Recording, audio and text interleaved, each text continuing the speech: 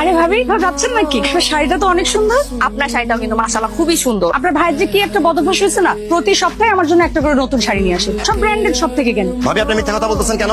ভাইয়া মোটা আপনাকে প্রতি সপ্তাহে শাড়ি কিনে দেয় না। সেদিনে গুলিস্তানে ফুটপাতে ভ্যান বাজার থেকে দাঁড়ায় আপনার জন্য শাড়ি কিনতেছিল। আপনি ছিলেন ভিডিও কলে, আপনি কাঁদতেছিলেন যে আমাকে তুমি পুরো বছর একটু শাড়ি কিনে দাও না, এই না সেই না। আপনার অভিযোগ শুনে ভাইয়া রীতিমতো কাঁদতেছিল। আমি নিজ চোখে দেখছি ভাইয়া যেখানে তারা শাড়ি কিনতেছিল তার পাশে ভ্যানে দাঁড়ায় আমি নিজের জন্য শাড়ি কিনতেছিলাম। কে ভাবি আমি চুলায় তরকারি দিচ্ছি, মনে পড়ে যাচ্ছে। আমি যাই। এই দাঁড়ান এখানে।